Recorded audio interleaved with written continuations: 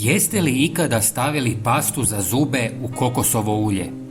U ovom kratkom videu ću vam pokazati što će se desiti ako pomiješate ta dva sastojka.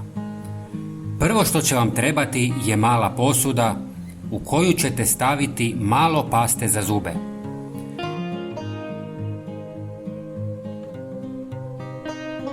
U nju dodajte 1 žlicu kokosovog ulja.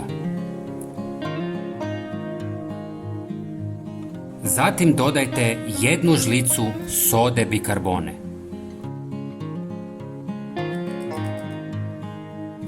I na kraju dodajte, ako želite, par kapi eteričnog ulja mente. Sve dobro promiješajte da dobijete kompaktnu smjesu. Sigurno se pitate čemu to služi. Sve ću vam objasniti, ali prije toga svakako se pretplatite na naš kanal kako biste vidjeli svaki naš najnoviji video. Hvala vam! Sada ste napravili poboljšanju pastu za zube koja osim što čisti i izbjeljuje zube.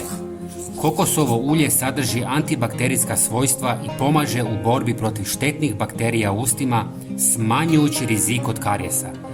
Također, kokosovo ulje se često koristi za ispiranje usne šupljine, što može doprinijeti poboljšanju oralnog zdravlja, smanjenju lošeg daha te čišćenju zuba i desni. Soda bikarbona djeluje kao blagi abrazivni agens koji može ukloniti površinske mrlje i naslage čineći zube svjetlijima. Također, soda bikarbona može pomoći u održavanju alkalnog okoliša u ustima, smanjujući rizik od štetnih bakterija.